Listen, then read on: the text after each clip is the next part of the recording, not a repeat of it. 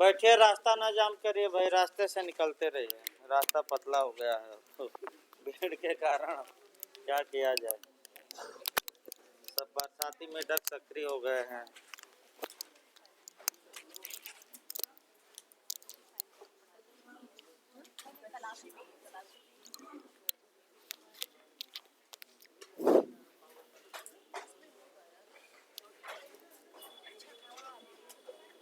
बैठिए बैठिए भाई जल्दी।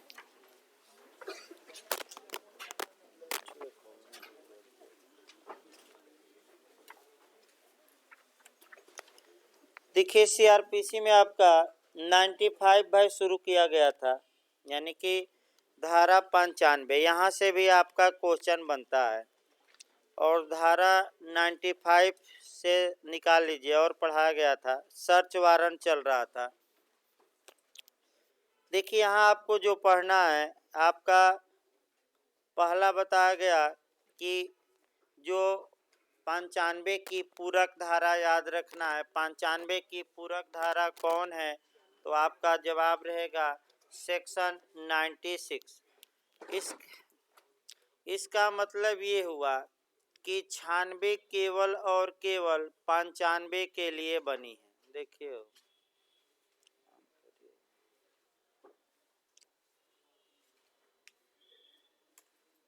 एक सेकंड भाई,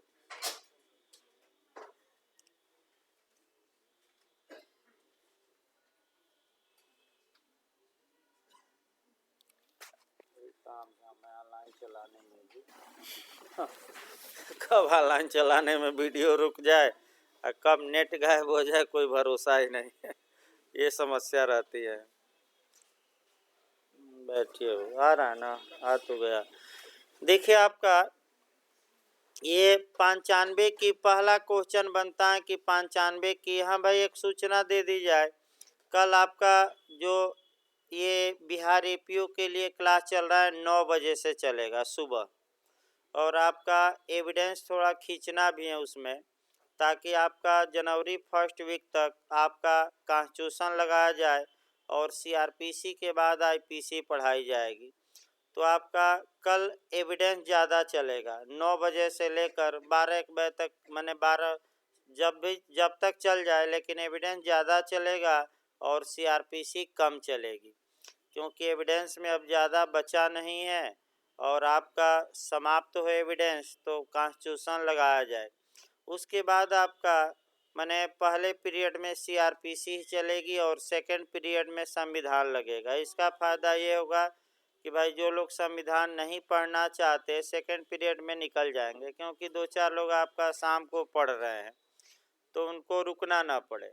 और ये कितने लोग जीएस पढ़ना चाहते हैं भाई, तो 1 बजे से 2 बजे तक लगाया जा सकता है। अगर 8-10 लोग हों तो पहले साइंस लगाया जा सकता है, ताकि शाम को भी लोग आ रहे हैं 3 बजे से साइंस लगा है, तो कई लोग कह रहे थे कि सुबह ही लगवा दीजिए ताकि शाम माने 3 बजे न आना पड़े।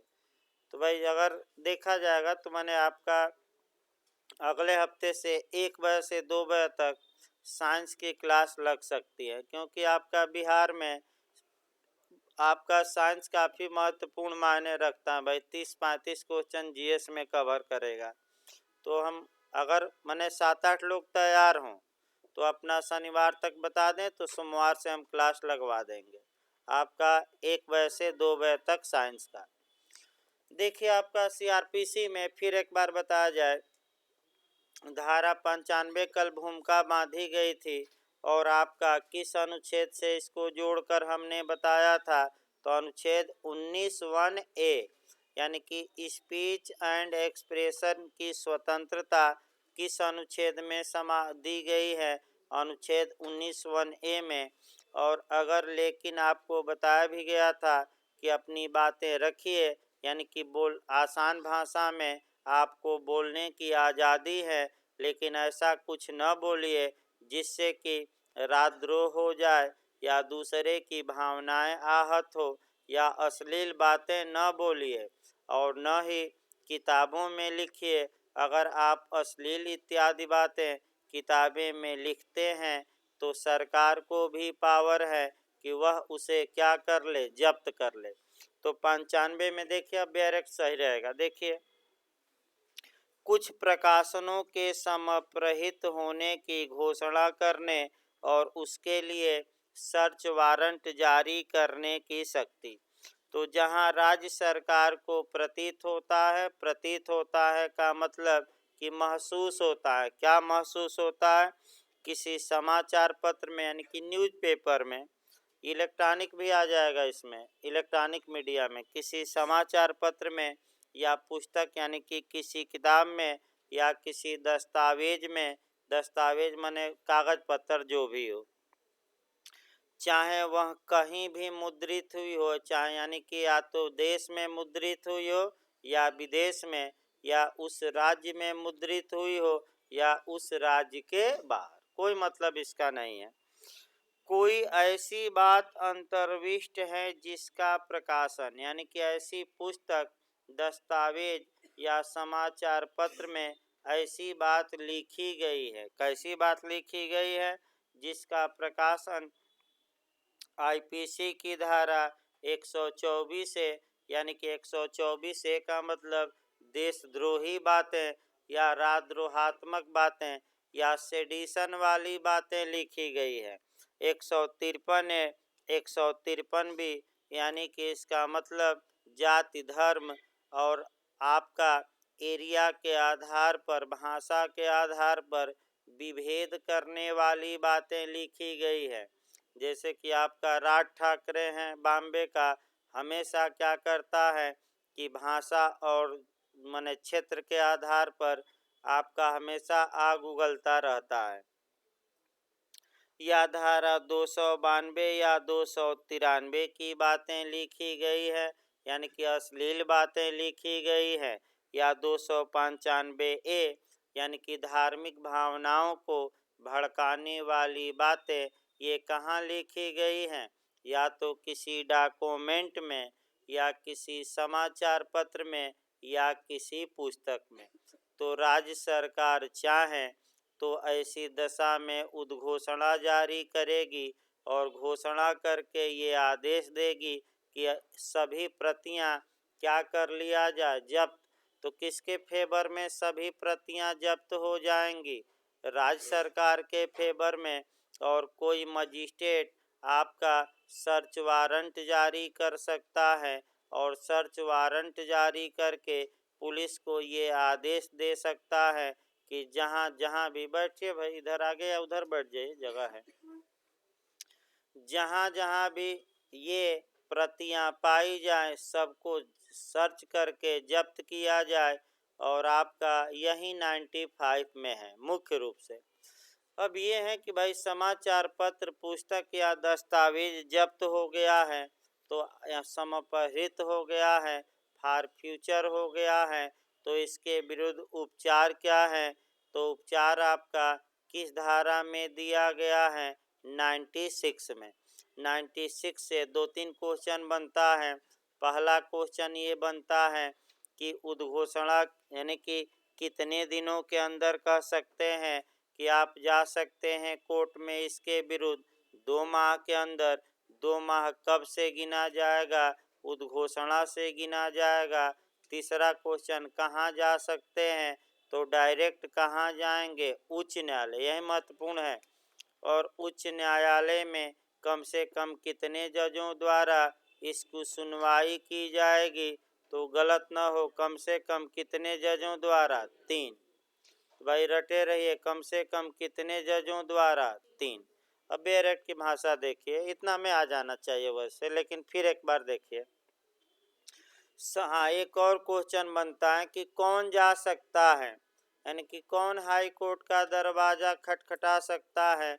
तो या तो उसका मालिक या उस पुस्तक, समाचार पत्र में हितबद्ध कोई व्यक्ति।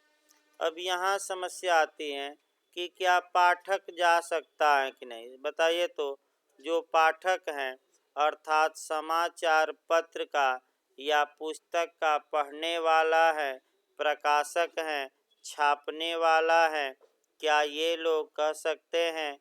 बैठिए भाई, क्या ये लोग जा सकते हैं कि नहीं? आपका हाई कोर्ट जा सकते हैं। क्योंकि कौन कौन जा सकते हैं? तो आपका जो है प्रकाशक और कौन जा सकता है? हितबद्ध व्यक्ति, यानी कि आप भी जा सकते हैं अगर किसी पुस्तक में आप चाहते हैं पढ़ना तो। देखिए आगे भाई बैरक की भाषा आप देखिए आसान हो जाएगा। पहला देखिए हेडिंग, समपहरण की घोषणा को अपास्त, अपास्त माने उलटवाना, करने के लिए उच्च न्यायालय में आवेदन। पहला खंड है, किसी ऐसे समाचार पत्र, पुस्तक या अन्य दस्तावेज में जिसके बारे में धारा 95 के अधीन समपहरण की घोषणा की गई है, कोई हित रखने वाला कोई व्यक्ति। तो कौन जा सकता है? पहला क्वेश्चन मिला, उसमें हितबद्ध कोई पाठक जा सकता है कि नहीं, छापने वाला जा सकता है कि नहीं, और समाचार पत्र का हाकर यानी कि बांटने वाला जा सकता है कि नहीं, जा सकता है। हितबद्ध व्यक्ति उस घोषणा के राजपत्र में प्रकाशन की तारीख से, ये समय महत्वपूर्ण है, प्रकाशन की तारीख से कितने दिन के अंदर, 2 मास के अंदर आपका उस घोषणा को उलटवाने के लिए कहाँ आवेदन कर सकता है? सुप्रीम कोर्ट की, हाई कोर्ट की, लोअर कोर्ट? केवल और केवल हाई कोर्ट। और हाई कोर्ट अपना कह सकते हैं कि विचार करेगा। अगर हाई कोर्ट को लगता है कि सरकार ने गलत किया तो घोषणा को उलट देगा, और लगता है कि सही किया तब तो घोषणा क्या रहेगी? बरकरार। अब अगला नियम ये है कि आपका उच्च न्यायालय के कितने न्यायाधीशों की पीठ द्वारा इस मामले की सुनवाई की जाएगी, ये क्वेश्चन बन सकता है। तो कम से कम कितने जज? 3। रटे रहे, कितने जज? 3। आगे देखिए, अगर मतभेद हो जाए 3 जजों में तो फैसला मैं लगातार बता रहा हूँ किससे आता है? बहुमत से, यानी कि 1 से फैसला आएगा, 2 जज जिधर लुढ़क जाएंगे उधर फैसला हो जाएगा। इसके बाद आइए 97, धारा 97 से जो भी कारण है आपका लगातार एक क्वेश्चन बन रहा है। पिछली बार बिहार जे में बना, फिर यूपी जे में भी बना, पिछली बार यूपी एपीओ में भी बना, और तमाम राज्यों में बनता है। एक क्वेश्चन आपका निश्चित बनता है, माने बुरा चांस रहता है 97, 98 से थोड़ा सतर्क रहना, मैं बता दूं इस धारा से। पहला जो क्वेश्चन आपका बनता है, पहले मॉडल 2-3 बनाया जाए कि कौन सी धारा सीआरपीसी की बंदी प्रत्यक्षीकरण या हैबियस कॉर्पस के रिट की प्रकृति जैसी है? तो आपका क्या जवाब रहेगा? 97। तो 97 आपका पढ़ने से पहले हैबियस कॉर्पस की रिट पढ़नी पड़ेगी, और तब 97 हम बताते हैं। यही क्वेश्चन याद रखिए, कौन सी धारा है? ये तीनों जगह पूछा गया था, इस बार बिहार में नहीं, पिछली बार बिहार में, यूपी जे में और यूपी एपीओ में। जाकर आप साल पेपर देख सकते हैं भाई। फिर एक बार याद रखिए, आपका रिटों की जननी इंग्लैंड है, और सबसे प्राचीन रिट पूछा जाता है यही हैबियस कॉर्पस या बंदी प्रत्यक्षीकरण की ही रिट है। बंदी प्रत्यक्षीकरण, हैबियस मतलब होता है हैब, और कार्पस यानी कि body. Have the body, have the body का मतलब सशरीर बंदी को न्यायालय में उपस्थित करो।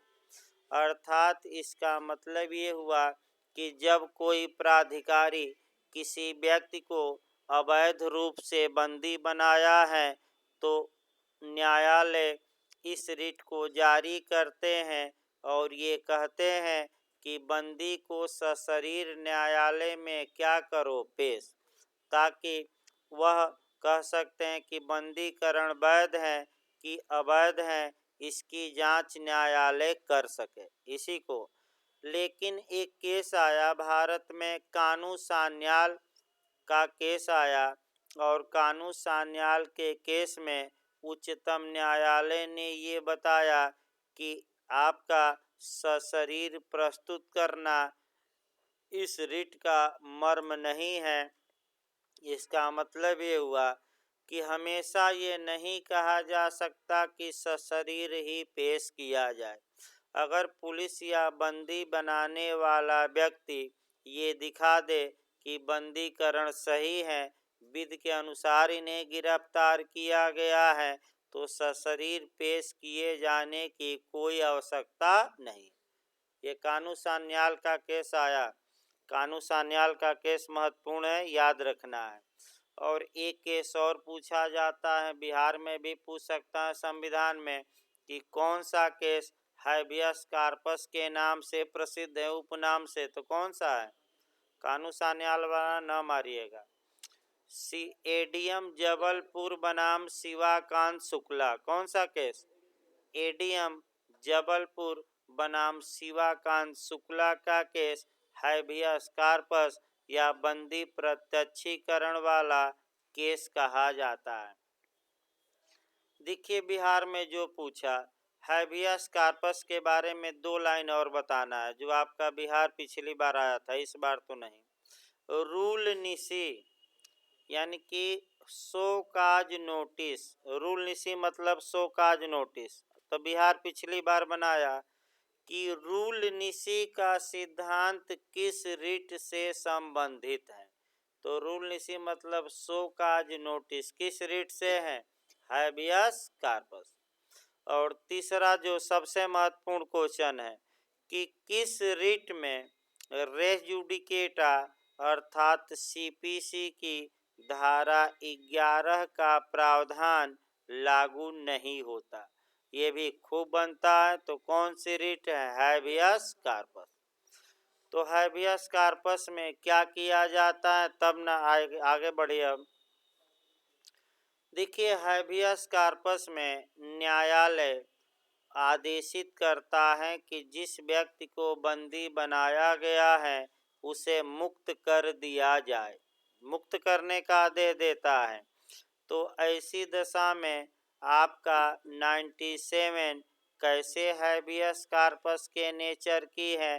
तो 97 सीआरपीसी बताती है कि अगर किसी व्यक्ति को अवैध रूप से निरुद्ध किया गया है, बंदी बनाया गया है, तो मजिस्ट्रेट ऐसी दशा में सर्च वारंट यानी कि तलाशी वारंट जारी कर सकते हैं और पुलिस को आदेशित कर सकते हैं कि इस व्यक्ति को तलाश करो और सशरीर न्यायालय में हमारे क्या करो, पेश।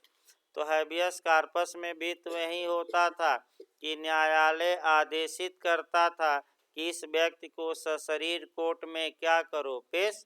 तो यहाँ भी क्या हो रहा है? सर्च वारंट जारी हो रहा है कि इस व्यक्ति को पुलिस खोजे और खोज कर न्यायालय में क्या करे, पेश। वो अलग बात है कि हैबियस कार्पस की रिट केवल 2 ही न्यायालय जारी कर सकते हैं, या तो उच्च न्यायालय या उच्चतम न्यायालय। लेकिन 97 के तहत व्यक्ति को खोजने का वारंट देखिए अब कौन जारी कर सकता है? ये डीएम यानी कि जिला मजिस्ट्रेट, एसडीएम यानी कि उपखंड मजिस्ट्रेट, और आपका प्रथम वर्ग न्यायिक मजिस्ट्रेट यानी कि फर्स्ट क्लास जुडिशियल मजिस्ट्रेट। यानी कि किसको पावर है? आपका सर्च वारंट व्यक्तियों को खोजने के लिए जारी करने का डीएम को, एसडीएम को और फर्स्ट क्लास जुडिशियल मजिस्ट्रेट। तो 97 में जो बातें थी समाप्त हो गई, आपका बता दिया गया। अब 98 आइए। 98 से भी क्वेश्चन बनता है, अगर किसी स्त्री को या बालिका को या विवाहिता को निरुद्ध कर दिया गया है, तो ऐसी दशा में न्यायालय ऐसी स्त्री बालिका को मुक्त करने का आदेश दे सकता है।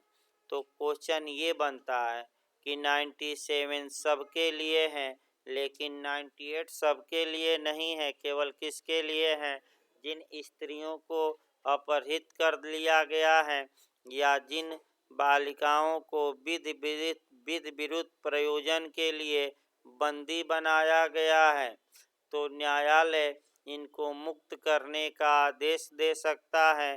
पुलिस जाएगी, मुक्त कराएगी, या पुलिस जाएगी और ऐसी बालिका को अपनी अभिरक्षा में लेकर मजिस्ट्रेट के यहाँ पेश करेगी और मजिस्ट्रेट देखेंगे, विवाहिता है तो पति को, बालिका है तो माता पिता या पति को भी दे सकती है, और विवाद होने पर नारी संरक्षण गृह में भी मजिस्ट्रेट क्या कर सकते हैं, भेज सकते हैं।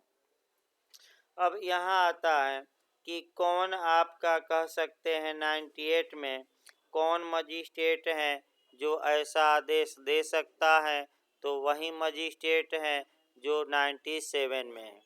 लेकिन सतर्क देखिए, इंटरव्यू में कहाँ पूछा जाता है, उसको अलग से चार्ट बना लीजिए कि अगर पति अपनी पत्नी को वापस पाना चाहता है तो इसके लिए उसके पास क्या क्या उपाय हैं। ये क्वेश्चन आपका इंटरव्यू का है, प्री में भी आ सकता है कोरिलेट करके। अब आइए एक उदाहरण बनाया जाए, तब सही रहेगा भाई। एक उदाहरण बना लिया जाए आपका, तब सही रहेगा। देखिए भाई, आपका यहाँ से इंटरव्यू में भी एक क्वेश्चन आ चुका है, इसको थोड़ा अच्छे से देखिए। 3 उपाय है पति के पास, यानी कि पति अपनी पत्नी को बुलाना चाहता है अपने पास, तो क्या क्या उपाय है कानूनन। तो कानूनन 3 उपाय हैं। पहला हम 98 ही देख लें। पहले एक उदाहरण बना लिया जाए। मान लीजिए ए बी पति पत्नी है और बी को इसके पिता ने बंदी बना लिया है, यानी कि स्त्री को पिता ने अवैध रूप से रोक रखा है। पति चाहता है कि पत्नी हमारे पास आए, तो पति के पास क्या क्या विकल्प है, यही क्वेश्चन आपका बनता है। तो पति के पास 3 विकल्प हैं। पहला विकल्प सीआरपीसी की कौन सी धारा 98, क्या करे पति भाई। तो पति को पहला विकल्प ये है कि वह मजिस्ट्रेट के पास जाए, परिवाद करे और मजिस्ट्रेट से या तो डीएम या एसडीएम या फर्स्ट क्लास जुडिशियल मजिस्ट्रेट इनके पास जाए, कंप्लेंट करे और किस वारंट और अपनी पत्नी को हाथ हटा लीजिए थोड़ा, अपनी पत्नी को मुक्त करने का आदेश निकलवाए। तो पहला उपाय सीआरपीसी की धारा के तहत 98। दूसरा उपाय, अगर हिंदू है तो हिंदू मैरिज एक्ट 1955 की धारा 9 के तहत वैवाहिक संबंधों की पुनर्स्थापना के लिए आवेदन करे। किस धारा के तहत, 9 के तहत, यानी कि विदाई का दावा करे, सिविल सूट दायर करे। और अंतिम एक और विकल्प है कि आर्टिकल 226 के तहत क्या करे, कहाँ चला जाए, हाई कोर्ट, और कहे कि भाई हम लोग विवाहित हैं और लड़की के पिता भेज नहीं रहे हैं अपनी बेटी को हमारे पास, अतः हाई कोर्ट हैबियस कॉर्पस की रिट जारी करे, लड़की को बुलाए और हमें सौंप दे। तो बहुत महत्वपूर्ण है, 226 सबसे कारगर होती है। आपका मैं बता दूं, ये सब थोड़ा स्लो चलती है, लेकिन कौन तेज चलेगा, 226। जैसे कि कई आपका कांड हुए, पूरा तो उदाहरण भाई डिटेल में नहीं बताया जा सकता, लेकिन 1-2 उदाहरण जरूर हम बताते हैं 98 पर। आपका एक उदाहरण राजस्थान का हुआ। राजस्थान में एक जज साहब थे और उनकी बिटिया ने अपनी मर्जी से विवाह कर लिया था। जज साहब को पता चला तो 10-15 दिन वह अपनी बिटिया को घर में बंद रखे। अब हंगामा मचा तो मामला सुप्रीम कोर्ट तक पहुंचा। तो अलग बात है कि बिना याचिका दायर किए अब समझाए होंगे लोग कि भाई आपका मने नौकरी भी जा सकती हैं, तमाम चीज़ें हो सकती हैं, तो मुक्त कर दिए। तो तमाम ऐसे केस आते रहते हैं जहां लड़का लड़की विवाह किया हो, लड़की के घर वाले लड़की को लेकर चले गए और फिर लड़का हैबियस कॉर्पस की मांग करता है, लड़की आती है और उसका हाई कोर्ट में बयान होता है। तो अगर बयान महत्वपूर्ण है, अगर बयान में कह दी कि हमें अपहरण किया था, तब तो भाई मामला खतरनाक हो जाएगा। अगर बयान में अपने माता पिता के विरुद्ध चली गई कि हम स्वेच्छा से शादी किए हैं, कोई दबाव नहीं था, तब तो भाई माता पिता के विरुद्ध मामला जाएगा। अब आगे हमारे बस की बात नहीं है बताना भाई आगे आप खुद जान सकते हैं क्या हो सकता है। अगर मुकर गई तब क्या होगा और नहीं मुकरी तब, आप लोग खुद भी जानिए। आइए 98 में अच्छे से याद रखिएगा भाई, पूछा जाता है आपका स्त्रियों को।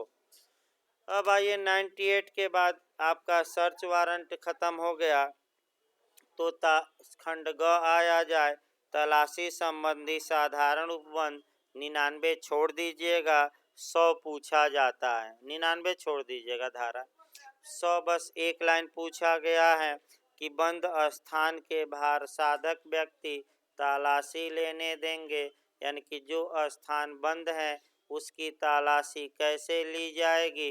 तो पूरा नहीं पढ़ना है, आपका सतर्क होकर पढ़ना है, पूरा यहाँ बेरेक्ट नहीं पढ़ना है, थोड़ा कम पढ़ना है।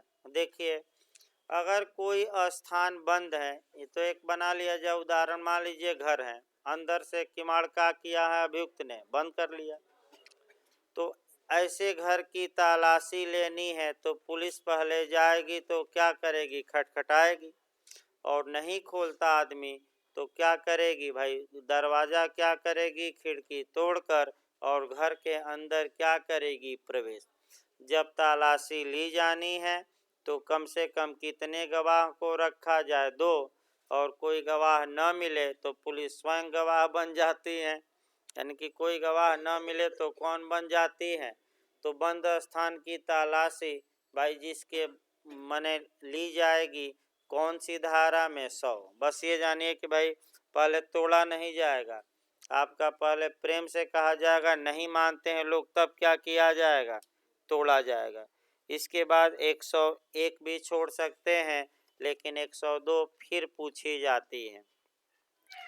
कुछ संपत्तियों को अभिगृहित करने की पुलिस अधिकारी की शक्ति, यानी कि पुलिस अधिकारी कुछ संपत्तियों को जब्त कर सकता है। तो अब कौन कौन सी संपत्तियां हैं जो पुलिस अधिकारी द्वारा जब्त या सीज की जा सकेगी। देखिए इसमें कोई पुलिस अधिकारी किसी ऐसी संपत्ति को अभिगृहित कर सकता है जिसके बारे में यह अभिकथित या संदेह है कि वह चुराई हुई है, अथवा जो ऐसी परिस्थितियों में पाई जाती हैं जिनसे किसी अपराध के किए जाने का संदेह हो। तो बताइए पुलिस किन संपत्तियों को अभिगृहित या सीज कर सकेगी, तो कौन सी संपत्ति, 2 पॉइंट याद रखिए। पहला कौन, जिसमें संदेह हो कि ये लग रहा है कि संपत्ति क्या है, चुराई हुई है, और दूसरा ऐसी संपत्ति जिसके बारे में ये संदेह हो कि लग रहा है कि इस संपत्ति के प्रति बने इससे क्या किया गया हो, अपराध किया गया हो, यानी कि इसका यूज कोई ना कोई अपराध करने में क्या है, किया गया, तो जब्त कर सकते हैं कि नहीं। तो लावारिस जो बाइक होती है या सोना मिल गया, अभियुक्त फेंक कर भाग गया सोना चांदी, तो किस धारा में पुलिस जब्त कर लेती है, 102। अब जब्त करने के बाद लिस्ट बनाएगी, लिस्ट बनाकर मजिस्ट्रेट को भेजेगी, मजिस्ट्रेट आपका कह सकते हैं, वही नियम बताया गया कि अगर क्षयवान संपत्ति है तो तत्काल बेची जाएगी, और क्षयवान नहीं है तो एक उद्घोषणा होगी, कितने माह का समय दिया जाएगा, 6 माह, कि जो भी संपत्ति का मालिक हो कितने दिन के अंदर आ जाए, 6 माह। 6 माह के अंदर कोई स्वामी नहीं आया तो 6 माह के बाद अब क्या होगा, बेचा जाएगा नीलाम करके, और पैसा किसके खाते में, न्यायालय के खाते में कि राज्य सरकार, राज्य सरकार। एक उदाहरण देखा जाए, छोटी छोटी धाराएं हैं। मान लीजिए पुलिस को एक लावारिस वाहन मिलता है। अब पुलिस को लावारिस वाहन मिलता है, पुलिस ये समझती है कि लग रहा है कि इस वाहन के प्रति कोई अपराध किया गया है या ये वाहन चुराया हुआ है, तो 102 बताती है कि पुलिस उसे क्या करे, जब्त करे, और जब्त करके ले जाकर कहाँ रखे, थाने पर। तत्पश्चात अगर जीडी या या जीडी यानी कि जनरल डायरी में अगर पुलिस ने चढ़ा दिया कि बाइक किस समय इस स्थान पर मिली, तब तो भाई मुश्किल हो जाएगी। यानी कि जब तक रजिस्टर में नहीं चढ़ा तब तक कुछ ले देकर क्या कर सकते हैं, काम निपट जाएगा। और रजिस्टर में चढ़ गया तो रिलीज ही करवाना पड़ेगा। याद रखिए, न्यायालय से और कोई उपाय नहीं है। तो ऐसी दशा में पुलिस भी थोड़ा वेट करती है कि हो सकता है कोई छोड़कर चला गया हो, या 2 बूंद लेकर कहीं नया साल है नाली में गिर गया हो। क्योंकि बहुत लोग भाई मानसिक रूप से टार्चर रहे, कई लोग आत्महत्या भी कर लिए इसी लॉकडाउन में। तो हो सकता है कोई 2 बूंद लिया हो गम मिटाने के लिए, अब बाइक खड़ा करके नाली में क्या किया हो, गिर गया हो, और कुत्ते उते अभी मुंह चाटेंगे तब क्या करेगा, मने उठेगा, तब इंतज़ार थोड़ा कर लेती हैं। लेकिन एक बार जब जीडी पर चढ़ गया, मने रजिस्टर पर कि हाँ ये बाइक है, मिली है, तब मुश्किल ज़्यादा है। और तब आपको रिलीज करवानी पड़ेगी कोर्ट से, यानी कि कोर्ट से रिलीज। थाना भी छोड़ सकता है लिखा पढ़ी करके, लेकिन छोड़ते नहीं है जल्दी, कौन झाम पाले भाई। तो कोर्ट में जाइए, वहाँ कागज़ जमा करिए, और कागज़ वगज सही रहेगा तो गाड़ी आपकी क्या होगी, छूटेगी। आप हाँ, अगर कोई स्वामी नहीं मिला, माने स्वामी पहुँच गया ठीक है, स्वयं ही पूछते नहीं मिला, तो भाई क्षयवान संपत्ति तो है नहीं पनीर उनीर की तुरंत बेचा जाए। तो बताइए, जीव धन भी नहीं है, तो कितने दिन इंतज़ार किया जाएगा? 6 माह। उद्घोषणा होगी, और उद्घोषणा के कितने दिन के अंदर? 6 माह के अंदर कोई आ गया ठीक, और 6 माह के अंदर नहीं आया, और समय याद रखना है, तो न्यायालय के आदेश से वह बाइक बेची जाएगी। तो यहाँ भी घोटाला हो जाता है। 1 लाख की बाइक बस वहीं 10-15 हज़ार में बिकती है, और जो खरीदा वो अभी खुश कि 1 लाख का हमने क्या पा लिया, बाइक पा लिया। और जो आपका वो भी खुश रहता है कि बहुत सस्ते में हमें क्या हुआ, मिल गया। तो 102 याद रखिएगा। 102 के बाद 103 से भी लगातार क्वेश्चन बनता है। 103 जब भी पढ़िए, यहाँ खूब क्वेश्चन बनता है भाई, बस 2 ही लाइन याद रखना इधर। 103 भी रट कर जाइएगा। देखिए, जब भी धारा 103 पढ़िए, 2 धाराएं और आपको पढ़नी है, मैं लगातार बता रहा हूँ। एक धारा 36 और दूसरी धारा 44। तीनों धाराओं में एक ही सिद्धांत है कि जो प्राधिकारी किसी कार्य को, लिखवा जा चुका है 2-3 बार, लिखना नहीं है, जो प्राधिकारी किसी कार्य को किसी दूसरे व्यक्ति से करा सकता है, वह पदाधिकारी उस कार्य को स्वयं करने की भी क्या रखता है, शक्ति। फिर एक बार देखिए, यानी कि मजिस्ट्रेट करते क्या है, पुलिस के नाम तलाशी वारंट जारी करते हैं, और पुलिस से वस्तु या व्यक्ति की क्या करते हैं, तलाशी करवाते हैं। तो समस्या ये आई कि क्या मजिस्ट्रेट स्वयं तलाशी नहीं कर सकता, यानी कि मजिस्ट्रेट जो कार्य किससे करवा सकता है, पुलिस से, क्या स्वयं करने की क्षमता रखता है कि नहीं रखता है, और कौन सी धारा में रखता है, 103 में रखता है। फिर अगला क्वेश्चन, ओरल सर्च वारंट, मौखिक तलाशी वारंट, ये पूछ सकता है भाई।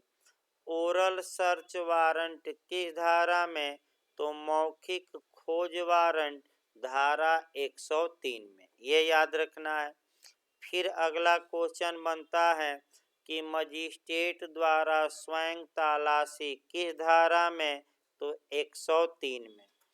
तो मजिस्ट्रेट द्वारा स्वयं तलाशी 103 में है। अब बेरट की भाषा देखिए, मजिस्ट्रेट अपनी उपस्थिति में तलाशी ली जाने का निर्देश दे सकता है। निर्देश लिखित नहीं, मौखिक दे रहा है, तो इसी को हम क्या कहते हैं, आपका ओरल सर्च वारंट, यानी कि मौखिक खोज वारंट। पूछा जाता है भाई ज़्यादा। देखिए, आपका कोई मजिस्ट्रेट किसी स्थान की जिसकी तलाशी के लिए वह तलाशी वारंट जारी करने में सक्षम है, अपनी उपस्थिति में तलाशी लिए जाने का निर्देश दे सकता है। या तो स्वयं तलाशी करे या कोई अन्य व्यक्ति हो तो उसको डायरेक्शन दे दे कि हमारे सामने तुम क्या करो, तलाशी। अब एक समस्या और यहाँ बनती है अच्छी, कि क्या मजिस्ट्रेट का उस स्थान पर होना आवश्यक है जिसके तलाशी के लिए वह निर्देश दे रहा है कि दूसरे स्थान पर मजिस्ट्रेट हो। तो सतर्क रहिएगा, अगर कमरा नंबर 306 की तलाशी का मजिस्ट्रेट ने आदेश दिया है या स्वयं माने किसी अन्य को, तो मजिस्ट्रेट को 103 के तहत उस कमरे में रहना अनिवार्य है। अगर वह होटल के बाहर हैं और कहते हैं एक दो लोगों से कि जाकर कमरा नंबर किसकी तलाशी ले लो, 306 की, तो यह तलाशी वैध होगी कि अवैध? अवैध। यानी कि फिर याद रखिए, उसी कमरे में मजिस्ट्रेट का होना आवश्यक है जिस कमरे में आपका तलाशी ली जा रही है या मजिस्ट्रेट निर्देश दिया है कि धारा के तहत 103। ये भी एक पूछ सकता है उसी कमरे में। 104 भी पूछी गई है, यूपीएपीओ 104 ज़्यादा बनाया है, 104 भी पूछी गई है। पेश की गई दस्तावेज आदि को परिबद्ध करने की शक्ति, इम्पाउंड करना। इम्पाउंड करना मतलब कि परिबद्ध करना, परिबद्ध ना है तो जब्त करना। यहाँ भी एक दो उदाहरण देखिए पूछा गया भाई। ये क्वेश्चन यूपीएपीओ कई बार बना चुका है, थोड़ा सतर्क रहना इस क्वेश्चन से। देखिए कैसे बना है क्वेश्चन। क्या न्यायालय अपने समक्ष पेश की गई दस्तावेज या वस्तु को आपका परिबद्ध कर सकता है कि नहीं? देखिए क्वेश्चन कैसे बना है। परिबद्ध करने के लिए बाध्य है, परिबद्ध करना विवेकाधिकार है, परिबद्ध नहीं कर सकता इनमें से कोई नहीं। यही मॉडल बना है। तो बताइए करेगा है कि कर सकेगा? तो कर सकेगा लगातार आपको बताया जा रहा है कि बाध्य है कि विवेकाधिकार, विवेकाधिकार। तो किस धारा में परिबद्ध कर सकेगा? जब्त की धारा में क्रिमिनल कोड कर सकेगा। दस्तावेज या वस्तु पेश हुई है तो आपका 104। कौन सी धारा? तो ये पूछा गया मॉडल यूपीएपीओ में 2 बार। करेगा, नहीं करेगा, बाध्य है, विवेकाधिकार है। फिर मैं बता रहा हूँ, जब भी ऐसा क्वेश्चन आए तो आप क्या मारेंगे? विवेकाधिकार है। परिबद्ध है, एक दो उदाहरण तब कोरिलेट भी करना पड़ेगा इसको सीपीसी और संविधान से। जैसे कि मान लीजिए एक आदमी ने, मान लीजिए गुरु चेला, 2 उदाहरण मैं बता रहा हूँ। एक पुस्तक पेश की गई और उसमें अश्लील बातें लिखी गई थी, तो न्यायालय चाहे तो उस पुस्तक को क्या कर लेगा? जब्त। और वापस लौटाने से क्या कर देगा? इनकार। दूसरा देखिए आपका एक अच्छा उदाहरण देखा जाए भाई, गुरु चेले का आपका सिविल मामलों में देखा जाए। ये तो क्रिमिनल मामले हुआ, अश्लील या राजद्रोहात्मक बातें छपी हैं, किताब पेश की गई, तो न्यायालय आपका जब्त कर सकेगा। एक दो लाइन लिख लीजिए अलग से इस धारा में भाई, नोट्स दिया गया है। सीपीसी की धारा 30 के तहत सिविल न्यायालय, कोरिलेशन भी इसके साथ 104 के साथ चलना है। सीपीसी की धारा 30 के तहत सिविल न्यायालय अपने समक्ष पेश की गई दस्तावेज को परिबद्ध कर सकता है। भाई क्रिमिनल नहीं, कौन न्यायालय? सिविल। धारा 30 याद रखिएगा, जे में भी काम करेगी। 30 सीपीसी की कौन सी धारा? 30। इसके बाद आपका क्वेश्चन बन सकता है, यहाँ से आपका संविधान से बन सकता है। क्या उच्चतम न्यायालय अपने समक्ष पेश की गई किसी दस्तावेज को परिबद्ध या जब्त कर सकेगा कि नहीं, और अगर कर सकेगा तो किस अनुच्छेद में ये प्रावधान है। तो आपका 142 लिखिए। अनुच्छेद 142 के तहत, अनुच्छेद 142 के तहत उच्चतम न्यायालय, अनुच्छेद 142 के तहत उच्चतम न्यायालय अपने समक्ष पेश की गई दस्तावेजों को, अपने समक्ष पेश की गई दस्तावेजों को परिबद्ध कर सकता है। आर्टिकल 142 रटा रहना है, ये बिहार में पूछ सकता है संविधान में।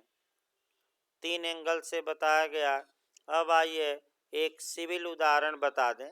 क्रिमिनल बता दिया गया भाई, अश्लील पुस्तक हुआ, आपका राजद्रोहात्मक दस्तावेज हुआ।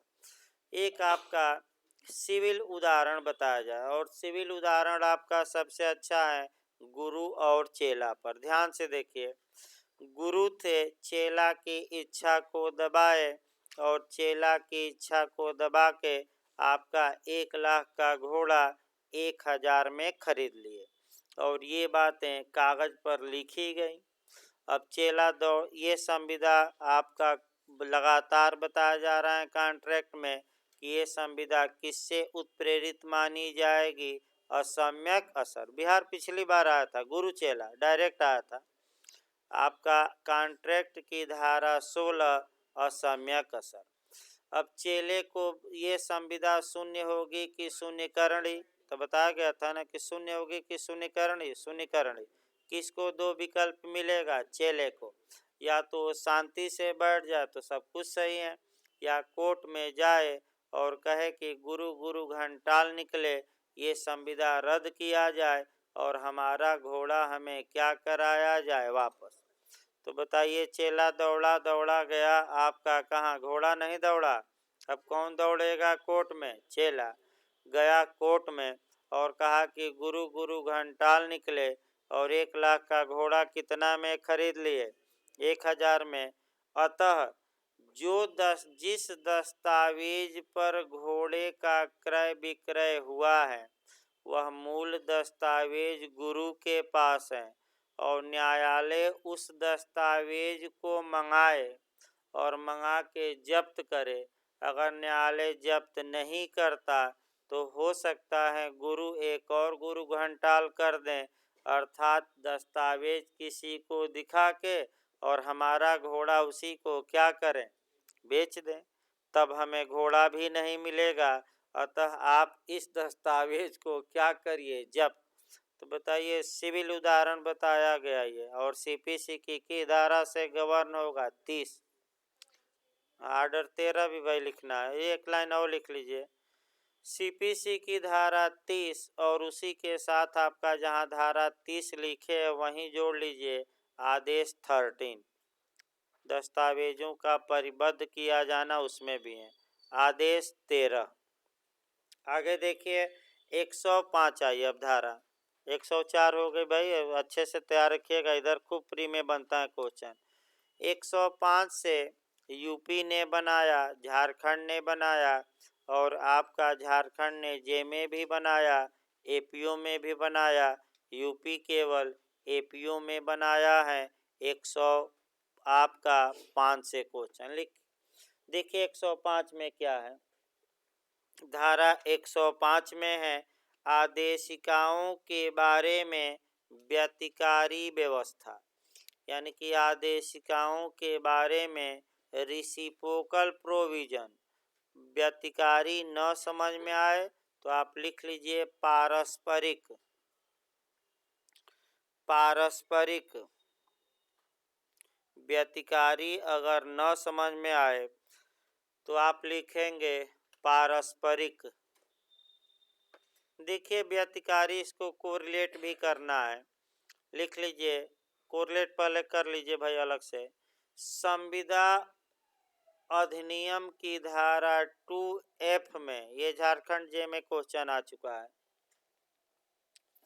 संविदा अधिनियम की धारा 2F, स्मॉल f लिखिएगा, 2F में व्यतिकारी वचन को परिभाषित किया गया है।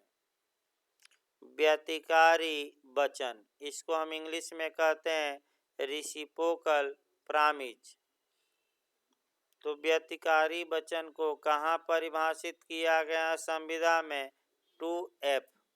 इसके बाद आपका CPC पूछ सकता है कि CPC में व्यतिकारी राज्य क्षेत्र के न्यायालयों द्वारा दिए गए निर्णयों का निष्पादन कैसे किया जाएगा, ये किस सेक्शन में है? तो 44A लिख लीजिए, कहीं CPC की धारा केवल लिखिएगा। CPC की धारा को रिलेट करनी है 44A। 44A अब क्वेश्चन लिखवा दिया जाए तब समझा जाए।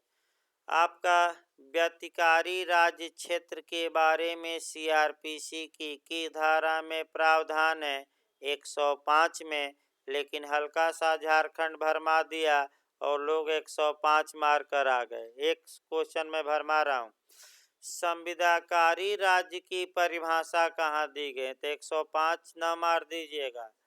व्यतिकारी राज्य क्षेत्र पूछे तो CRPC 105 और हल्का सा चेंज कर दे, कौन? संविदाकारी राज्य क्षेत्र, तो 105A लिखिए अलग से भाई। संविदाकारी राज्य क्षेत्र की परिभाषा, संविदाकारी राज्य क्षेत्र की परिभाषा CRPC की धारा 105A में दी गई है। एक कैपिटल ए लिखिएगा, 105A।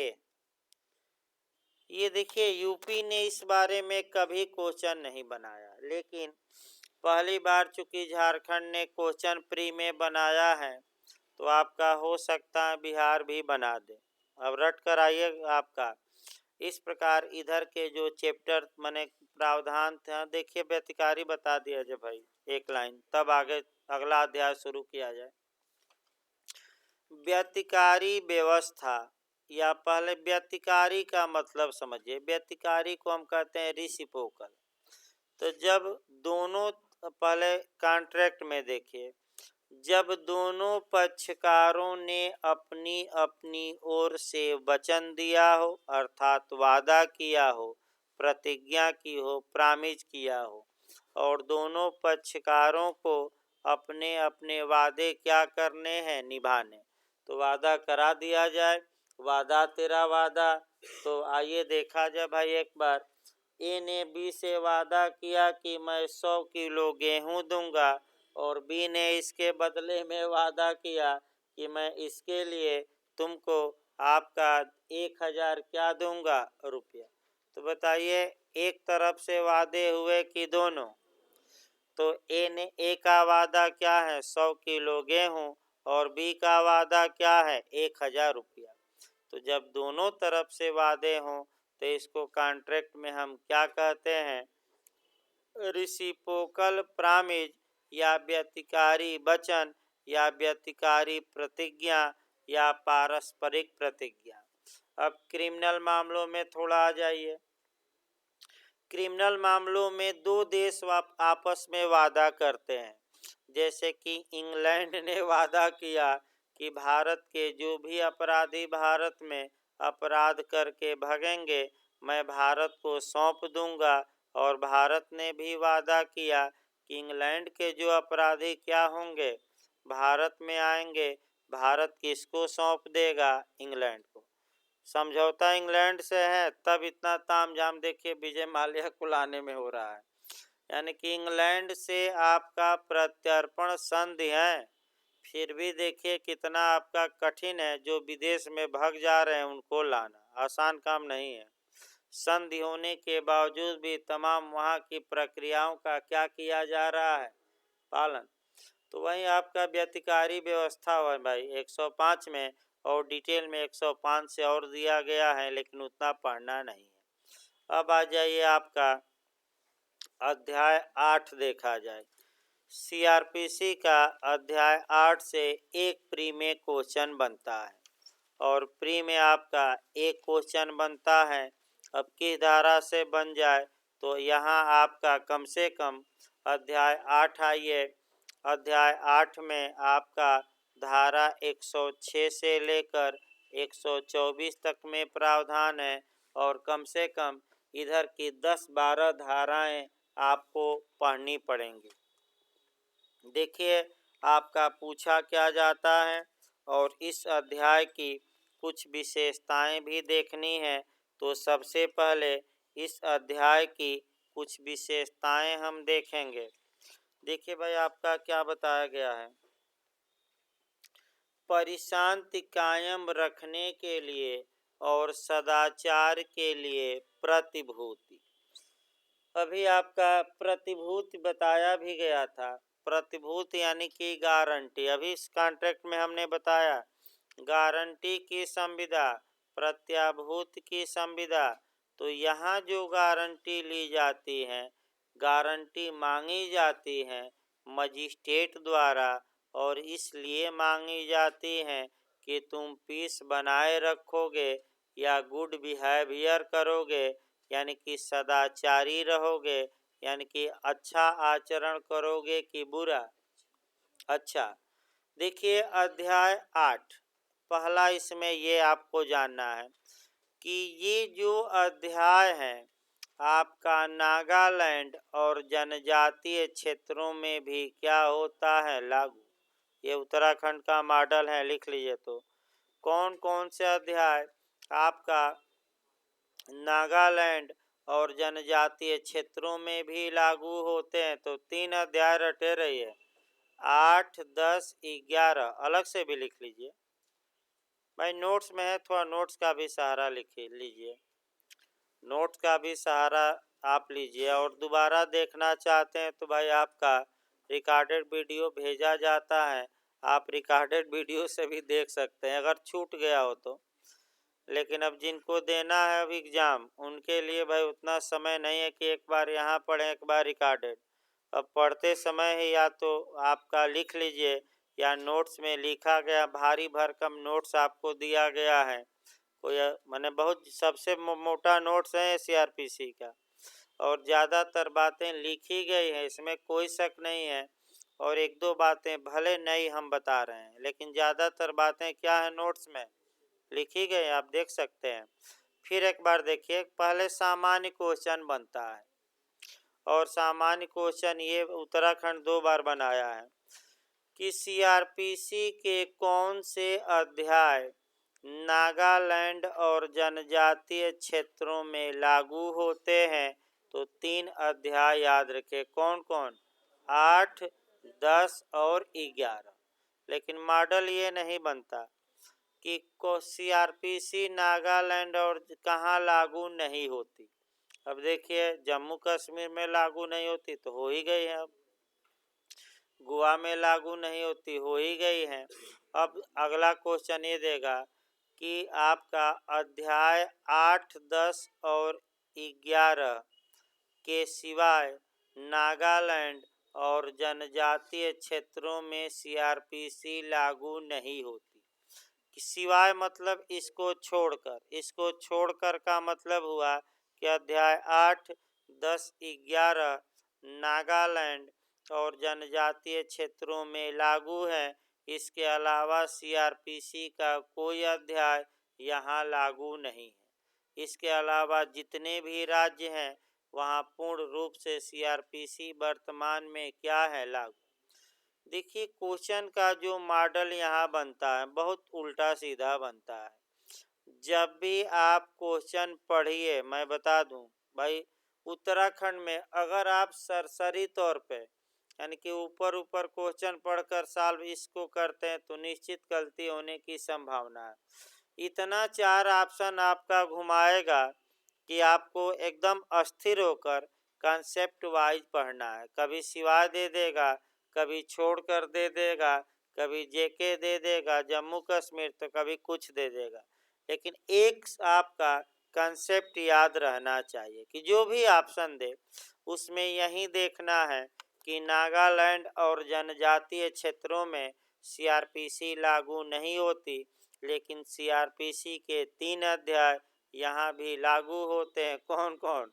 अध्याय 8, 10 और 11, ये रट कर जाइएगा। जो ये अध्याय 8 है, इसका उद्देश्य पूछा जाता है। उद्देश्य ये है कि prevention is better than cure. उद्देश्य आपका है क्या?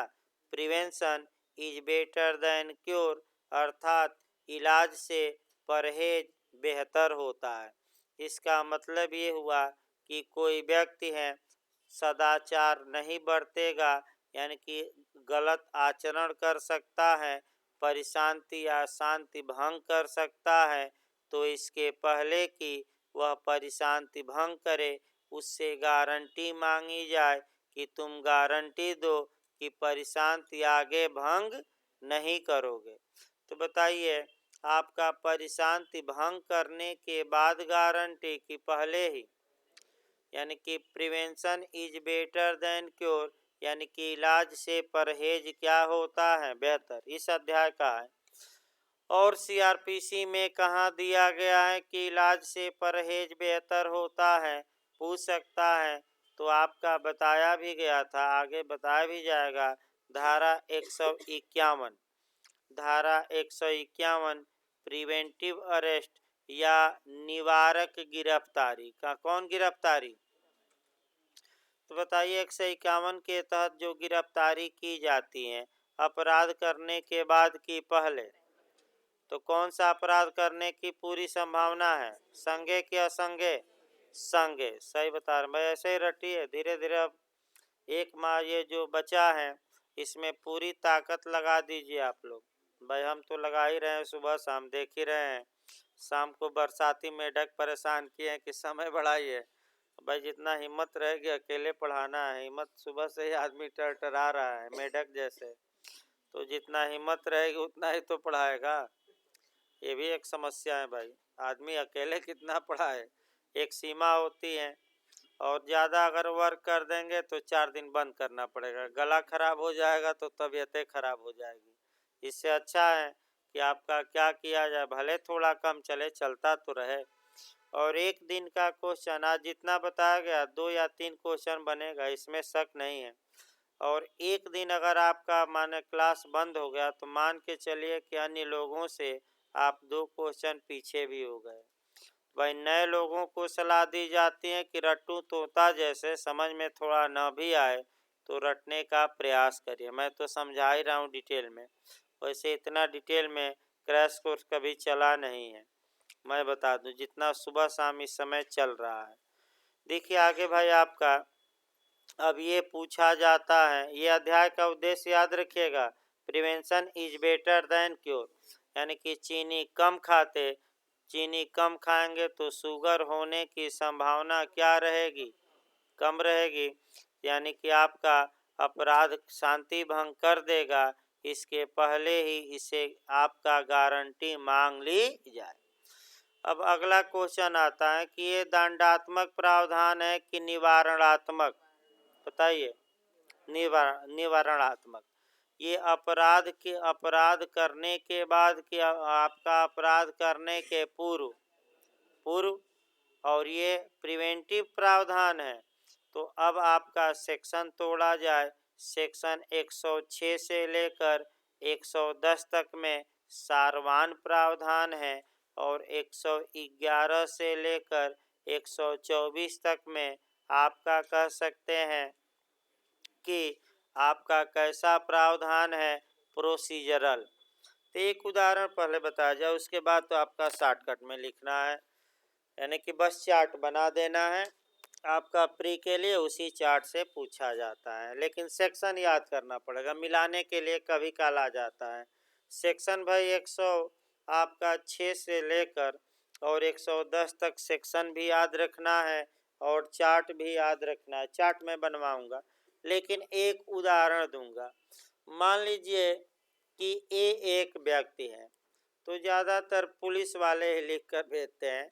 ए के खिलाफ पुलिस ने ये कार्यपालक मजिस्ट्रेट के यहाँ लिख कर भेज दिया कि ए ऐसा व्यक्ति है जिससे परिशांति भंग होने की क्या है संभावना।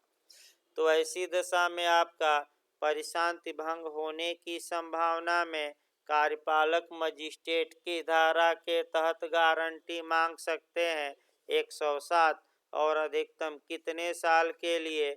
आपका 1 साल। तो कार्यपालक मजिस्ट्रेट अब आदेश जारी करेंगे, ए को बुलाया जाएगा समन जारी करके और जांच करेंगे। तो जांच आपका देखकर 116 हो गया, 117 हो गया और 118, यानी कि कार्यपालक मजिस्ट्रेट आपका 116 के तहत इत्तिला की सच्चाई की क्या करेंगे? जांच, यानी कि इस बात की जांच करेंगे कि क्या जो ए के विरुद्ध सूचना हमें पुलिस ने दी है या अन्य माध्यमों से हमें सूचना प्राप्त हुई है, क्या वह सूचना सही है कि गलत। तो बताइए, इत्तिला की सच्चाई की जांच की धारा में करेंगे 116। अगर सच्चाई गलत पाई जाती है तो कार्यवाही को रद्द कर देंगे। तो कौन सी धारा में कार्यवाही रद्द होगी? 118। अगर सूचना सही पाई गई तो कहेंगे ए से कि तुम बांड भरो और प्रतिभू लाओ, ला भी सकता नहीं, वो अलग बात है, मांग, यानी कि तुम बांड भरो, बंध पत्र भरो और ये गारंटी लो कि तुम 1 साल तक परिशांति क्या रखोगे? कायम, यानी कि शांति भंग नहीं करोगे। तो बस 116 में पूछा जाता है कि जांच कितने माह के अंदर पूरी कर लेनी है? 6 माह। और जांच सही पाई गई तो कौन सी धारा के तहत अंतिम आदेश? 117। और जांच गलत पाई गई तो ऐसी दशा में कार्यवाही को समाप्त कर दिया जाएगा। कौन सी धारा? 118। तो अब ये है कि गारंटी मांगी जाएगी, तो बताइए किसके लिए मांगी जाती है? परिशांत के लिए कि सदाचार के लिए कि दोनों? तब धारा तोड़ लिया जाए। हाँ, अगला, कितनी दशाओं में गारंटी मांगी जाती है? तो कितनी दशाएं हो गई? 5। अब इसमें भी पूछा जाता है कितनी दशा में? 2 दशा परिशांत के लिए और 3 दशा किसके लिए? सदाचार। फिर एक बार याद रखिए भाई, कितनी दशाओं में परिशांत के लिए? 2। तो 2 दशा में परिशांत का सेक्शन याद रखिएगा 106 और 107। और 3 दशाओं में गुड बिहेव, अच्छा आचरण दर्शाओ, 108, 109, 110। तो भाई एविडेंस भी पढ़ाना है, 15 मिनट का ब्रेक रहेगा भाई, तब चलेगा। कल ये आगे बढ़ाया जाएगा, कल ये चैप्टर निपटा दिया जाएगा। मैंने कल ये चैप्टर क्या किया जाएगा फिर से हम बता देंगे, इसको बंटवारा करेंगे सेक्शन वाइज भाई। अभी सामान्य बातें चल रही है, सेक्शन नहीं शुरू हुआ अभी। वैसे इसमें से भी क्वेश्चन आता है। तो 15 मिनट बाद एविडेंस